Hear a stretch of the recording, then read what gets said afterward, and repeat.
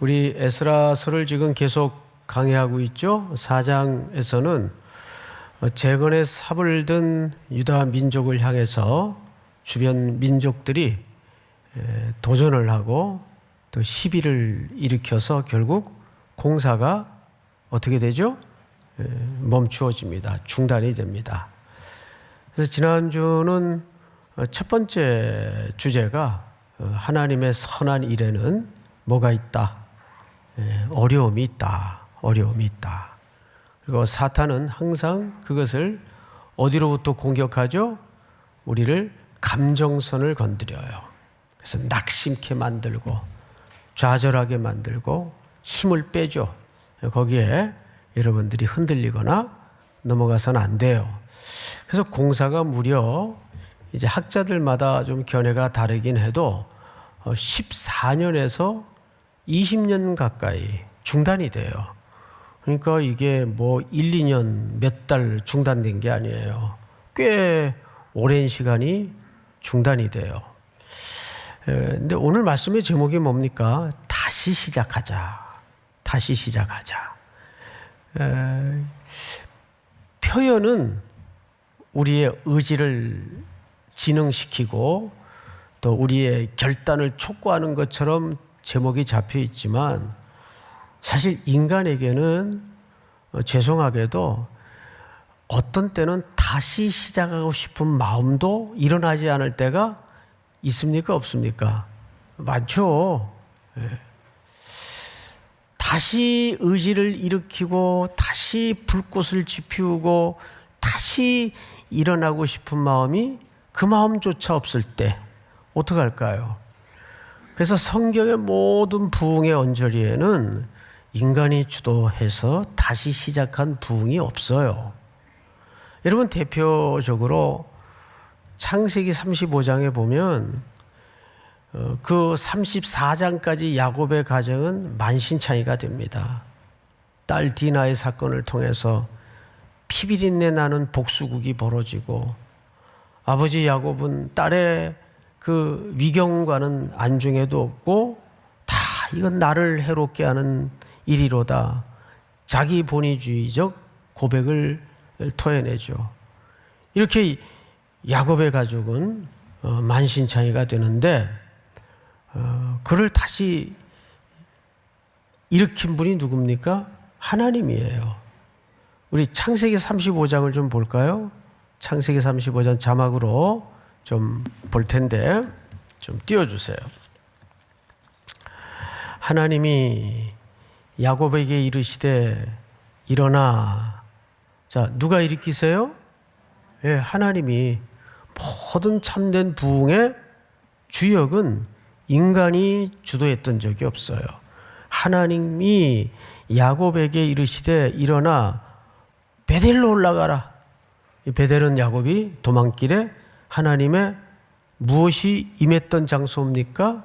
언약. 하나님의 약속이 임했던 장소예요. 결국 뭘 상기시키는 거죠? 하나님의 약속을 상기시키는 거예요. 거기 거주하며 네가 네 형 에서의 낯을 피하여 도망하던 때 네게 나타났던 하나님께 거기서 제단을 쌓으라 하신지라. 거기서 야곱이 22년 전 제단을 쌓잖아요. 나로 하여금 이곳에 돌아오게 하시면 내가 어쩌고 저쩌고 저쩌고 자기 결심을 얘기하죠. 다음 절 볼까요? 2절 시작. 야곱이 이에 자기 집안 사람과 자기와 함께한 모든 자에게 이르되 너희 중에 있는 이방 신상들을 버리고 자신을 정결하게 하고 너희들의 의복을 바꾸어 입으라. 3절 우리가 일어나 베델로 올라가자.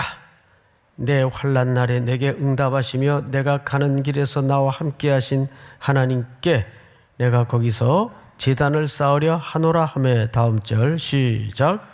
그들이 자기 손에 있는 모든 이방 신상들과 자기 귀에 있는 귀고리들을 야곱에게 주는지라. 야곱이 그것들을 세겜 근처 상수리 나무 아래에 묻고.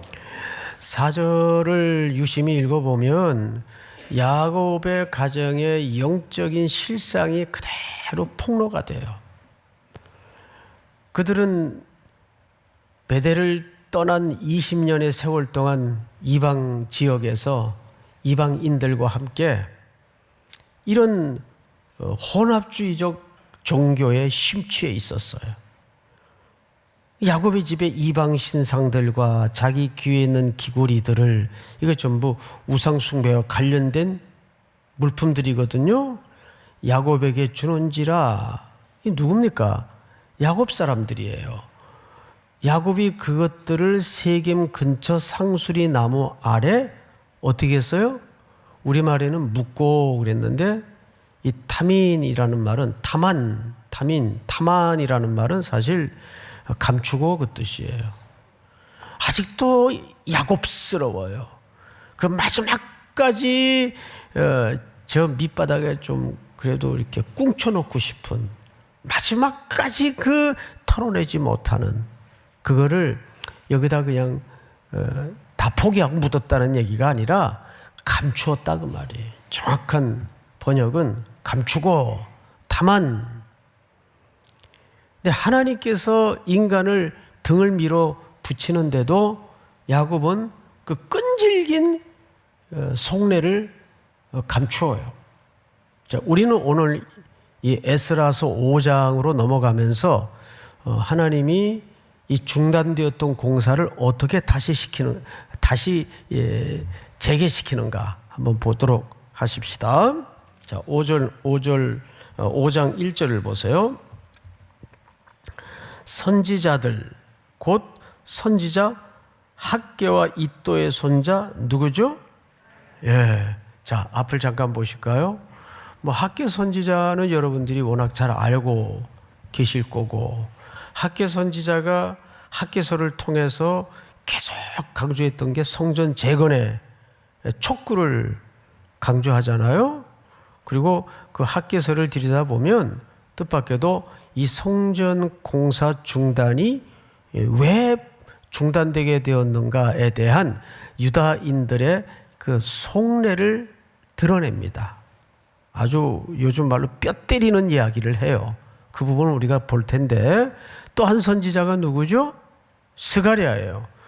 여러분, 스가랴 선지자는 이사야와 함께 예수 그리스도의 성전 되심을 가장 직선적으로 예언한 선지자가 스가랴입니다. 그런데 하나님께서 성전 재건의 역사를 위해서 먼저 누구를 일으키세요? 하나님의 말씀의 사람을 일으키세요.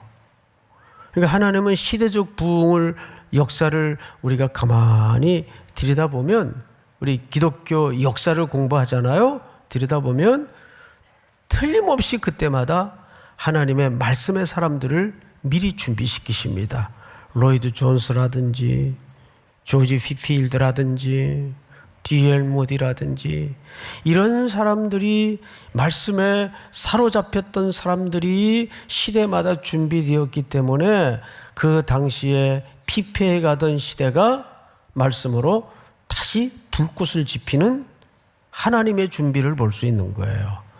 근데 여기서도 틀림없이 지금 20년 가까이 중단되었던 이 성전 공사 재개를 위해서 하나님이 먼저 준비시킨 게 누구예요? 하나님의 말씀의 선지자들을 일으켰어요. 저는 여기서 우리 삼일교회가 굉장히 중요한 또 시대적 과제가 있다고 분명히 봐요. 사실 이제 내일 모레 우리 교육자님들 몇 분이 미국의 졸업식을 참석하게 됩니다. 이미 아시는 분은 아시겠지만 우리 교회에서 교육자 재교육 차원에서 미국의 그 아주 좋은 신학교인 미시오 신학교와 MOU를 맺어서 코로나 기간 동안에 2년 동안에 4학기에 걸쳐서 영어 강의를 통해서, 물론 이제 중간중간에 통역이 있긴 하지만 아주 어려운 시간대인데 거기에 원 시간에 맞추어서 아침 일찍 우리 교육자님들이 여러분들이 도와주신 장학금으로 공부를 했어요. 온라인으로. 온라인 공부가 더 어려운 거 아시죠? 훨씬 더 어렵습니다.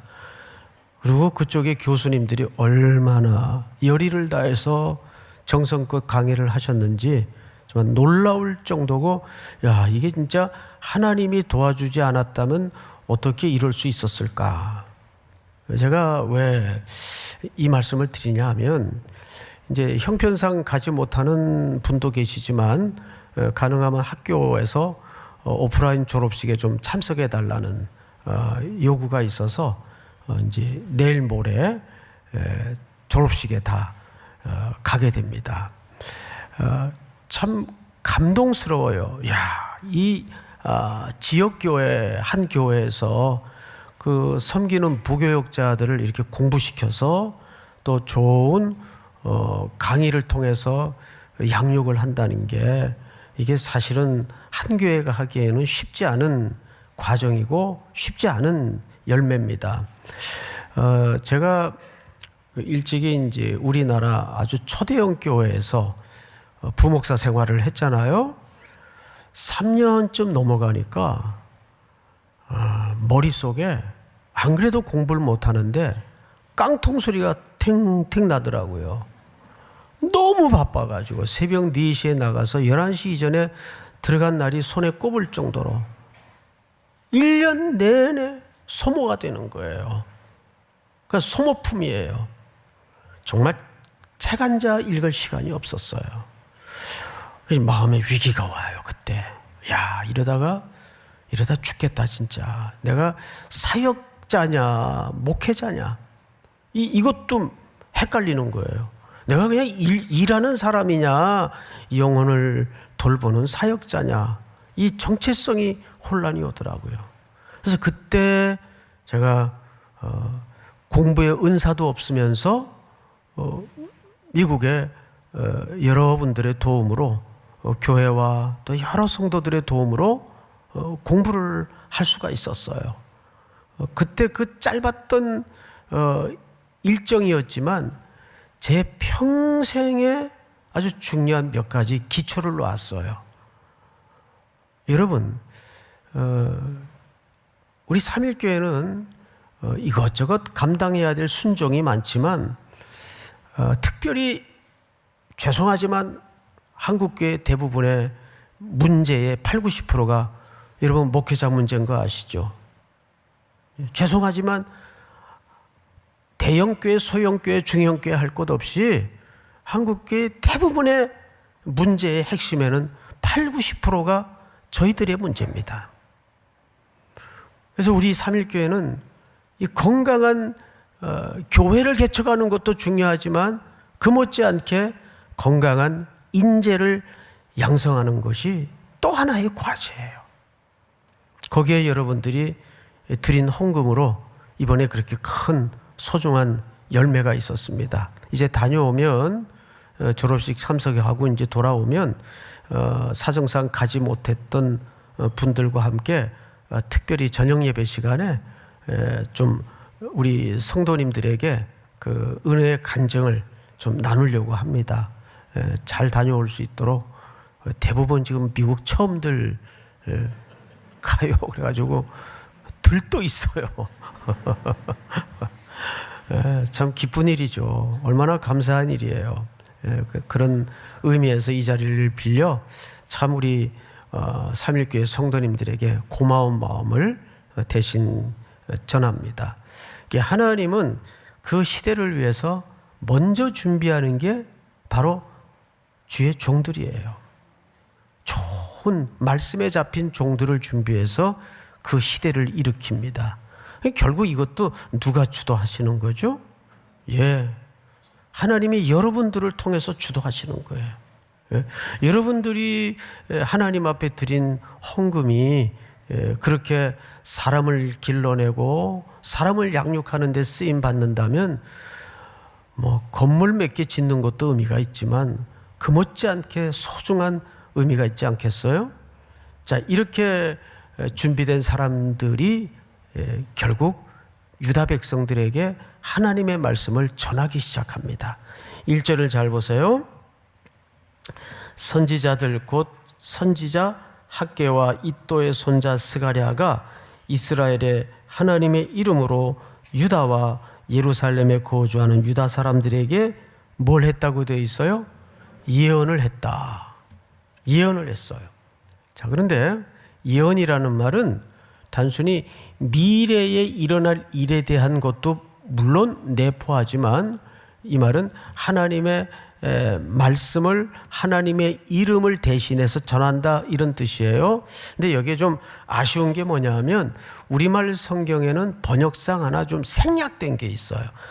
제가 볼 때는 아주 중요한데 번역상 하나 생략이 됐어요. 그래서 공동 번역 성경을 좀 볼 텐데 5장 1절을 한번 띄워주세요. 떴네요. 그때에 예언자 학개와 이또의 아들 예언자 지가리야가 유다와 예루살렘에 있는 유다인들에게 이스라엘을 어떻게 하시는? 이 부분이 생략됐어요, 사실은. 이스라엘을 어떻게 하시는? 거느리시는. 저는 이 표현이 어쩌면 이 전체 공사 재개에 대한 가장 중요한 근거고 이유라고 봅니다. 우리 찬송가 390장에 보면 이런 가사가 있어요. 제가 그 가사만 좀 하나 읽어드릴게요. 이번 주 내내 말씀 준비하면서 이 가사가 입에 뱅뱅 돌더라고요. 예수가 거느리시니 즐겁고 평안하구나. 주야에 자고 깨는 곳 예수가 거느리시네. 다 같이 주날 항상 돌보시고 날 친히 거느리시네. 주날 항상 돌보시고 날 친히 거느리시네. 할렐루야. 주님이 거느리시는 거예요. 믿습니까? 여러분, 우리 하나님은 여러분들을 거느린다는 말은 돌봐주신다는 얘기예요. 중단될 때도 거느려 주셨고 다시 시작할 때도 그분이 거느리심으로 공사가 재개가 되는 겁니다. 믿습니까? 예. 오늘 여러분들이, 저는 아까 일부 우리 기도드린 집사님 기도 속에 그냥 너무 찡하면서 은혜를 받았어요. 사실 폼나게 살진 못했지만 전 내 얘기하는데 저도 한 주간 동안 폼나게 못 살았거든요. 온갖 진상을 다 부리고 참을 때 참지 못하고 그랬어요. 우린 폼나게 살고 싶은데 폼나게 사라지질 않아요. 그렇지만 그 가운데에서도 어떻게 해요? 우리를 거느려 주세요. 믿습니까? 예, 거느리시는 주님. 거기에 우리의 다시 시작의 이유가 있고 근거가 있음을 믿으시기 바랍니다. 자, 우리 성경을 다시 보십시다. 2절을 보시면 2절 한번 같이 읽읍시다. 2절 시작. 이에 스알리엘의 아들 수룹바벨과 요사닥의 아들 예수아가 일어나 예루살렘에 있던 하나님의 성전을 다시 건축하기 시작하매 하나님의 선지자들이 함께 있어 그들을 돕더니. 자, 여기서도 하나님의 선지자들이 함께 있어 그들을 도왔다라는 말은 아니 선지자들이 삽 들고 곡괭이 들고 같이 일했다는 그럴 수도 있겠죠. 예, 그런데 여기선 그런 의미보다는 그들이 공사를 다시 재개하니 얼마나 불안하고 또 방해가 있으면 어떡하나. 근데 결국 방해가 있어요. 이제 나중에 보면 지난주에도 말씀을 드렸죠. 하나님의 선한 일이 시작이 되면 사탄은 반드시 역사한다. 그들도 같이 부흥회를 한단 말이에요. 그와 같이 그럴 때마다 뭐가 필요해요? 우리가 말씀을 듣는 게 필요하단 말이죠. 그러니까 어떤 무슨 무브먼트, 이게 중요한 게 아니에요. 어떤 작전을 짜고 전략을 짜고 경영학적으로 이런 요소들이 없을 수는 없겠지만 그게 절대적인 조건이 될 수는 없어요. 우리 성도들의 삶의 리스타트의 가장 기초는 하나님의 말씀을 듣는 거예요. 여기 선지자들이 함께 있어 그들을 도왔다라는 말은 뭘로 도왔겠어요? 지칠 때마다 언약을 기억시켜주고 하나님이 약속하신 말씀으로 힘을 주고, 믿습니까? 그래서 새로운 시작은 첫째, 하나님이 주도하시고, 둘째, 뭘 들어야 돼요? 하나님의 말씀을 들어야 돼요. 왜냐하면 이들이 공사를 중단했던 진짜 이유가 뭔지 아세요? 방해가 있어서요? 예, 외견상으로 또 표피적으로는 주변 국가에 방해가 있어서 중단되었던 것이 팩트적으로는 맞아요. 그런데 학개 선지자가 기가 막힌 얘기를 해요. 학개서 1장 1, 2절을 한번 띄워주실까요?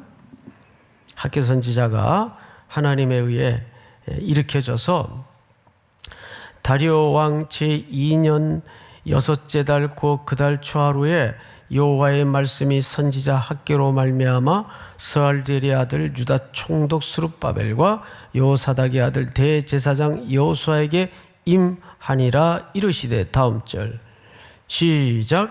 만군의 여호와가 이같이 말하여 이르노라. 이 백성이 말하기를 여호와의 전을 건축할 시기가 이르지 아니하였다 하느니라. 이게 무슨 얘기냐 하면,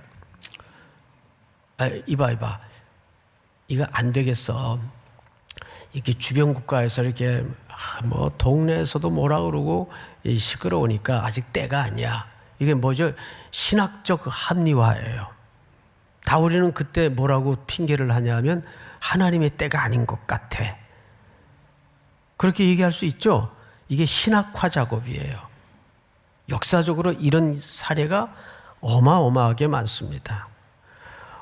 저 아프리카에서 노예들을 붙잡아다가 그 바이블 벨트라는 미국의 동남부 지역에 청교도들이 노예 상인들에게 노예를 헐값에 사서 종으로 부렸어요. 근데 이게 양심의 가책이 된단 말이에요. 그러니까 무슨 짓을 하냐 하면 한 신학자가 노예들은 하나님께서 우리에게 종으로 맡긴 함의 자손이다. 이 신학화 작업을 한 거예요. 그래서 좀 꺼림직하게 노예를 부렸던 것을 아주 떳떳하게 노예를 사고 팔고 부리기 시작했죠. 이게 실제 역사예요. 그러니까 이런 거죠. 예를 들면 얼마나 끔찍한 무서운 인간의 죄와 속성이 이 속에 감춰져 있나요? 자, 다음 절을 한번 볼까요? 여호와의 말씀이 선지자 학개에게 임하여 이르시되, 이 성전이 황폐하였거늘 너희가 이때에 판벽한 집에 거주하는 것이 옳으냐? 여기 판벽한 집이라는 말은 성전은 완전히 무너져 있는데 너희 집 대리석으로 짓고 금은보석으로 꾸미기에 바쁘냐? 그 질책을 하는 거예요. 자, 여기서 유대인들이 진짜 공사를 중단했던 속내가 들통이 납니다. 다음 절을 한번 볼까요? 자, 학개서를 계속 좀 띄워주세요. 준비된 것은, 너희는 산에 올라가서 나무를 가져다가 성전을 건축하라. 그리하면 내가 그곳으로 말미암아 기뻐하고 또 영광을 얻으리라. 여호와가 말하였느니라. 다음 절 다 같이 시작. 너희가 많은 것을 바랐으나 도리어 적었고 너희가 그것을 집으로 가져갔으나 내가 불어버렸느니라. 나 만군의 여호와가 말하노라. 이것이 무슨 까닭이냐? 내 집은 황폐하였으되 너희는 각각 자기의 집을 짓기 위하여 빨랐음이라. 네, 여러분, 이 학개 선지자의 20여 년 만에 재개되는 성전 공사를 촉구하면서 그 유다인들 속에 감추어두었던 죄를 드러냅니다. 뭐 주변 국가가 방해해서 중단했다고? 아닌데. 근데 이건 감추고 싶었던 거예요. 그들은 주변 국가가 방해하니까 이건 아직 때가 아니야. 그러면서 뭐 짓기에 바빴죠? 자기들 삶을 영위하게 사실은 즐거워하고 바빴던 겁니다. 그런데 구절을 보니까 그래서 너희가 많은 것을 바랐고 결과는 도리어 적었고 너희가 그것을 집으로 가져갔으나 내가 어떻게 했어요? 그래서 뭐 잘 먹고 잘 살게 된 것도 아니에요. 남는 것도 없이 하나님이 불면 어쩌겠어요, 피조물이. 아무것도 남는 게 없더라고요. 그래봐야. 이것이 사실상 유다인들이 공사를 진짜 중단하게 되었던 속내예요. 믿습니까? 이걸 20여 년 만에 학개 선지자가 하나님의 손에 붙들려서 다시 촉구하며 그들의 감추고 싶었던 속내를 들통을 내는 거죠. 오늘 이 말씀이 우리가 주의 일을 하는데 혹 이런 합리화적인 심령의 요소는 없는가를 돌아봤으면 좋겠어요. 여러분, 주님이 거느리십니다. 항상 내 모든 삶의 자리에는 예배이든 삶이든 하나님이 첫 자리에서 우리를 거느리시는 분이심을 기억하고 오늘도 이 말씀 붙들고 우리의 리스타트는 누가 준비하신다? 하나님이 주권적으로 준비하신다. 그리고 그것은 뭘 들음으로 시작이 됩니까? 하나님의 말씀을 들음으로 시작이 되는 거예요. 오늘 이 말씀이 또 한 주를 살아낼 다시 시작하는 6월을 맞을 우리 성도들에게 큰 용기와 담력으로 일어나는 은혜가 있기를 주의 이름으로 축원하고 축복합니다. 우리 다 일어나십시다. 주가 일하시네. 우리 찬양하죠.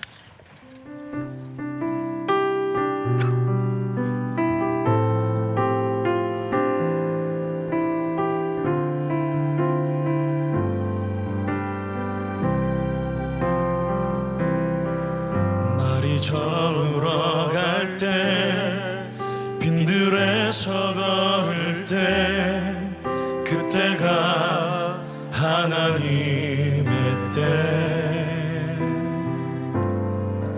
내 힘으로 안 될 때 빈손으로 걸을 때 내가 고백해 여호와 이래 주가 일하시네 주가 일하시네 주께 아끼지 않는 자에게 주가 일하시네 주가 일하시네 신뢰하면 얻는 자에게 다시 한번 주가 일하시네 주가 일하시네 주가 일하시네 주께 아끼지 않는 자에게 주가 일하시네 주가 일하시네 신뢰하면 얻는 자에게 우리 모인 이곳에 주님 함께 계시네 누리네 아버지 은혜 적은 떡과 물고기 내 모든 걸 드릴 때 모두 고백해 여호와 이래 주가 일하시네